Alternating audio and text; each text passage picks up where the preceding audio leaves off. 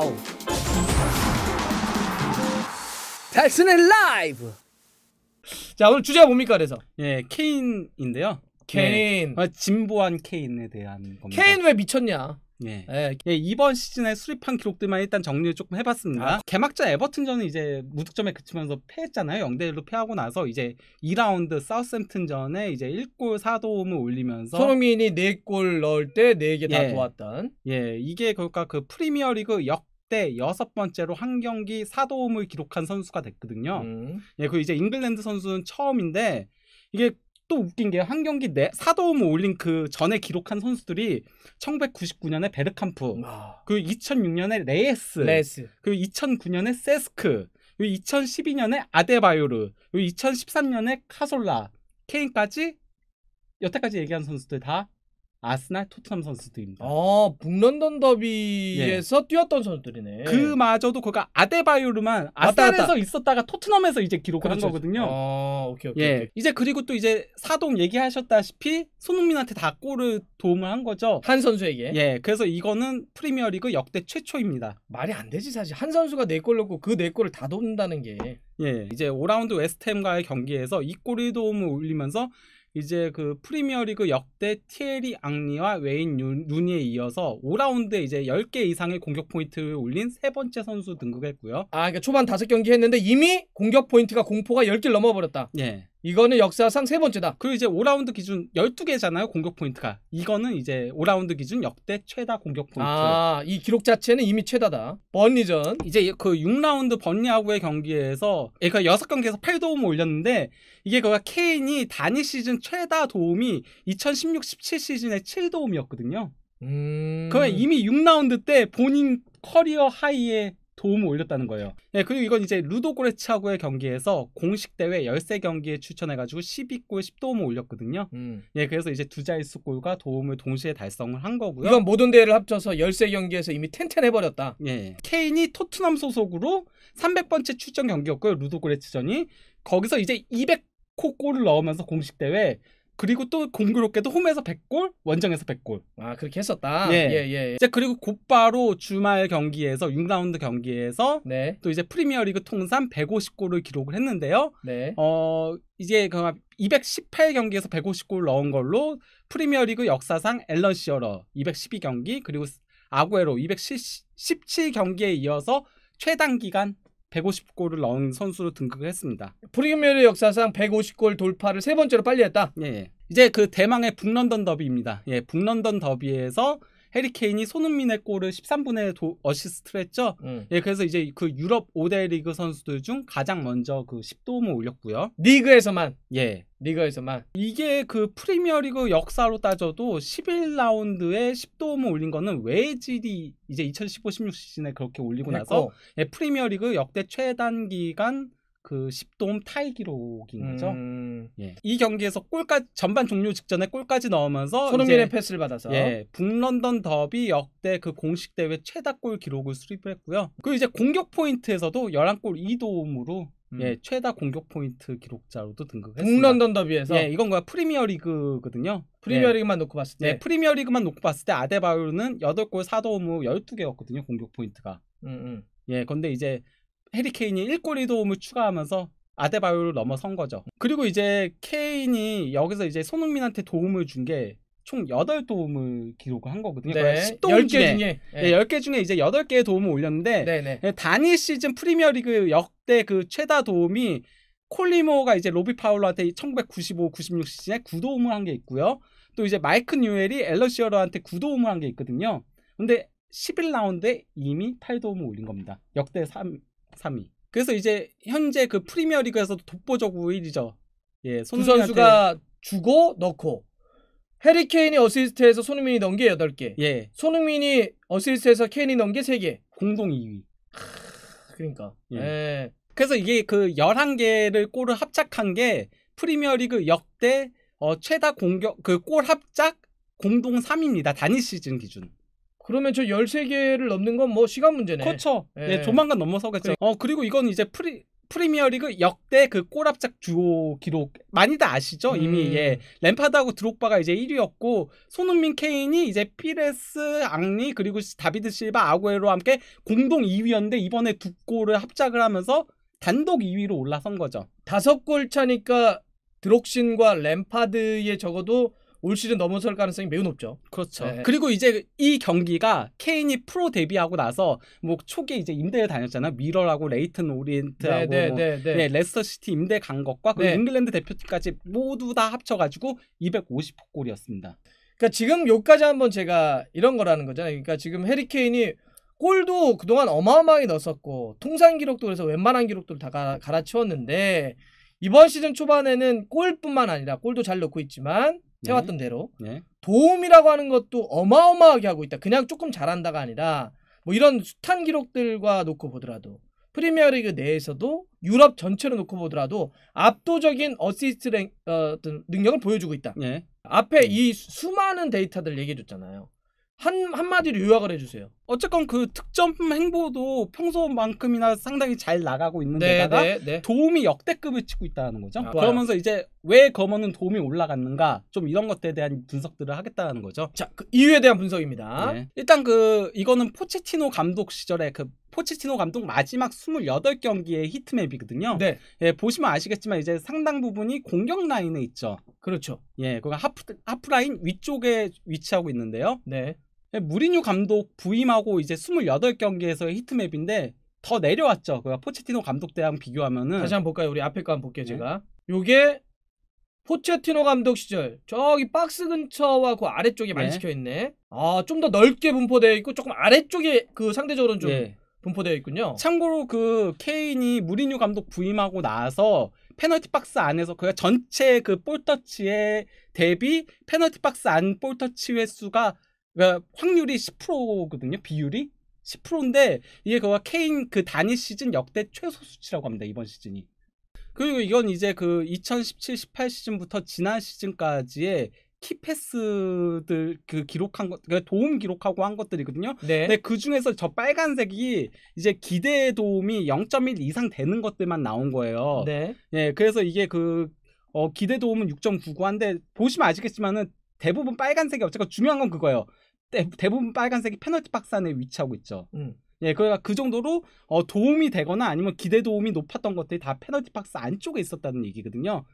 지난 시즌까지. 근데 이번 시즌은 좀 박스 안보다 밑에 상당히 많이 내려갔죠. 그러네. 키패스가 오히려 밖에서 많이 이루어졌구나. 그 정도로 그러니까 이번 시즌에 동선 자체가 많이 바뀌었다는 거거든요. 뭐 많은 팬들도 느끼고 있죠. 그러니까 케인이 조금 하프라인 쪽으로 많이 내려와요. 많이 내려와가지고 그리고 대부분의 공격이 역습으로 이루어지고 있거든요. 이번 시즌 그 토트넘의 공격의 그 다이렉트 공격이라고 하잖아요. 영어로. 그러니까 속공 공격이 다이렉트 플레이.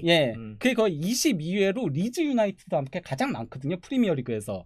그 다이렉트 플레이라고 하는 게 뭐냐면 이런 거예요. 수비를 하다가 볼을 끊어냈을 때 그거를 공격으로 얼마나 빠르게 최소한의 터치로 최소한의 시간으로 전환하느냐. 그러니까 예를 들어서 뭐 예전에 뭐 3초 아니면 뭐 몇 번의 터치 이런 얘기를 했단 말이에요. 그래서 직선적으로 바로 가는 것. 그걸 다이렉트 플레이라고 이야기를 해요. 케인이 내려와서 하프라인에서 바로 이제 패스들을 찔러주면은 그러면 이제 손흥민이 가가지고 그걸 받아가지고 마무리하는 형태로 공격들이 상당히 많이 이루어졌다는 거죠. 케인이 손흥민한테 패스를 준 것들의 패스맵이거든요. 패스맵. 그러니까 저기 해리 케인이 손흥민에게 줬던 수많은 화살표들인 거죠. 그 중에 이제 빨간색이 골과 연결된. 두 선수가 확실히 이 호흡을 그만큼 잘 맞췄다. 어쨌건 하프라인 밑에 상당히 많이. 어디요? 그러네. 거기가 밑쪽에 많이 있어요. 페널티 박스 밑쪽에. 페널티 안에서 손흥민에게 준 거는 딱 하나네. 다 나머지는 해리 케인이 박스 밖에서 준 거네. 그 정도로 그가 상당히 조금 재밌다. 기본적인 틀과는 다르다는 거죠. 그래서 이제 그런 얘기들이 많이 나오는 거죠. 이제 사실상 케인이 후방 플레이메이커처럼 된 게 아니냐. 그런 얘기들이 많은 거죠. 볼 캐리 대비 이제 볼 캐리는 5m 이상 이제 드리블로 끌고 가는 것들을 얘기하는 거거든요. 볼 캐리. 통상적으로 플레이메이커들, 그러니까 도움을 많이 하는 선수들 같은 경우는 볼을 끌고 가서 이제 슈팅을 가져가거나 아니면 볼을 끌고 가서 패스를 줘가지고 키패스 만들어내거든요. 아, 그렇죠. 이렇게 드리블에 예. 탈압박해서 딱 주는 예. 게 일반적으로 플레이메이커들이 많이 하는데. 예. 근데 이제 케인 같은 경우는 받아서 패스를 찔러주는 형태로 하다 보니까 아, 봐서 그냥 딱 보고 예. 주지 뭐 자기가 드리블해서 하진 않는다. 예. 그렇죠. 해리케인은 예. 그러다 보니까 이제 볼 캐리 저 수치가 낮고 슈팅하고 이제 키패스 연결된 거 근데 그 상황에서 연결된 게 많다 보니까 그 비율이 20%가 되는 거거든요. 가장 높은 거거든요. 예. 근데 이게 손흥민이 또 2위거든요. 흥미로운 거는 이게 토트넘의 방식이 그렇다는 거예요. 이게 올 시즌이잖아. 예, 그러니까 다이렉트 플레이로 거의 한다는. 아, 그러네. 그러면 그러니까 무리뉴는 드리블하면 혼나는 거네. 쉽게 얘기하면. 그냥 빠르게 말로. 치고 가서 그치. 그냥 너 드리블 끌지 마. 예, 그러니까 라멜라가 마상이구나. 예. 몸이 아픈 게 아니라 나 드리블 쳐야 되는데 라멜라 드리블 치잖아. 무조건 걔는 드리블 치잖아. 예. 아, 근데 드리블 왜 치냐? 아, 그래서 라멜라가 아프구나. 나 계속 왜 자꾸 엉덩이가 아플까? 아, 그게 가슴이었네. 예, 아, 예. 그렇군요. 아, 예. 스타일이 상극이네. 예, 이건 이제 그 경기당 찬스 메이킹이거든요. 그러니까 그 케인의 역대 기록이에요. 네네. 예, 근데 이제 경기당 2개로 커리어 하이를 찍고 있죠.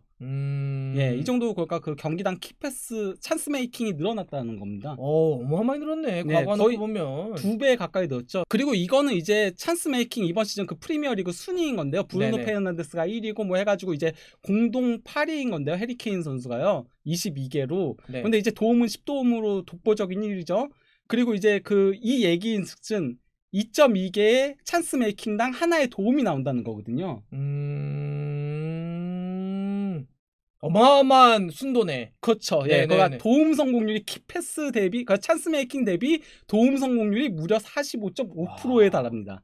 이게 말이 안 되는 거거든요. 말이 안 되네요. 예, 근데 이게 그러니까 아무래도 다이렉트 플레이 상황에서의 키패스가 많다 보니까 그러다 보니까 이제 상대의 그 약점을 파고들어서 마무리 짓는 형태가 되다 보니까 이게 비약적으로 높게 되는 거죠. 근데 저 스탯은 해리케인의 스탯은 해리케인이 그만큼 도움을 잘한다는 것도 있지만 그걸 받아서 잘 넣는 것도 있는 거네. 손흥민의 그렇지. 저 기대 득점 수치나 뭐 이런 것들이 말이 안 되잖아요. 그렇죠. 그러니까 내가 왜 이걸 보고 알았냐면 슈팅 대비 득점 전환율도 괴물이잖아요. 손흥민이 이번 시즌. 네, 그래서 왜 그걸 딱 보고 알았냐면 이걸 보다가 브루노 페르난데스를 봤어. 브루노 페르난데스가 아까 도움 성공률이 너무 떨어지는 거야. 예. 그래서 왜 이렇게 브루노 페르난데스 패스의 퀄리티가 떨어지 아니잖아. 그거를 받아서 마시알이나 레시포드 다 날려먹으니까 저게 떨어지는 거지. 그렇죠. 오케이. 그런데 이제 단순히 그것만이 아닌 이런 뭐 찬스 메이킹적인 부분만이 아닌 케인 선수가 이번 시즌 또 달라진 부분이 수비 가담을 굉장히 많이 한다는 겁니다. 해리케인 막 그 세트피스가 뭐건간에 계속 토트넘 골대 앞에서 자기가 다 수비하더라고. 왜 센터백 없으면 센터백으로 가도 되겠어 보니까. 이게 클리어링 수치거든요. 경기당 클리어링 수치인데 시즌별 1.5회로 커리어 하이죠. 예, 그리고 이제 맨 밑에 시즌 평균 0.7에 나오죠. 거의 2배 넘죠. 2배가 넘네. 예. 토탈로 따지면. 그것도 이번 시즌 포함된 토탈이니까 2배가 그냥 넘는다는 거네. 예. 그리고 이건 이제 그 수비 클리어링 관련돼 가지고 가장 이제 그 뚜렷하게 드러난 게 북런던 더비였거든요. 예, 상대 그 페널티 박스 안에서의 볼 터치가 3회였는데 클리어링도 3회였다. 아스날 골문 안쪽으로 페널티 박스 들어간 게 거기서 볼 터치 3번 했는데 자기 골대 토트넘 골대 앞에서 클리어링도 3번 했다. 그러니까 공격수인데도 불구하고 그랬다는 거죠. 네네. 그리고 이게 그 프리미어리그 공격수들의 클리어링 수치거든요. 케인이 17개로 최다입니다. 공격수들 중에서. 그리고 이건 이제 경기당 태클 시도거든요. 경기당 태클 시도도 시즌별 기록인 건데 이번 시즌 1.5회로 최다죠. 커리어 하이입니다. 기록이 압도적인데? 공격과 수비할 것 없이. 이건 이제 그 소유권 회복 횟수거든요. 공격수들 중에서요. 공격수들 중에서 프리미어리그 전체. 이 정도가 수비 가담을 굉장히 성실하게 한다는 거죠. 가장 고무적인 부분이 그거라고 많이들 얘기를 해요. 그러니까 영국에서도 많이 이제 케인에 대해서 분석을 하면서 얘기하는 게 수비적으로 가담도 많이 하고 많이 내려왔잖아요. 지점 자체가. 그러면 이제 공격적인 스탯이 줄어들 수밖에 없지 않냐. 이런 우려점들이 있을 수밖에 없는데 근데 슈팅은 정작 줄어들지 않았습니다. 경기당 3.7회거든요. 이번 시즌에. 저 위에. 네네. 경기당 3.7회로 그 그러네. 평균 3.8회랑 차이가 크게 안 나요. 사실상 똑같아요. 그러네. 그냥 뭐 지난 네. 시즌보다도 더 많고. 예, 올라갔죠. 예. 그리고 더 고무적인 게 뭐냐면요. 6야드 안, 그러니까 문전압 슈팅 있잖아요. 예, 그 문전압 슈팅이 0.7회로 커리어 하이입니다, 도리어. 뭐지 이건 어떻게 해석해야 되지?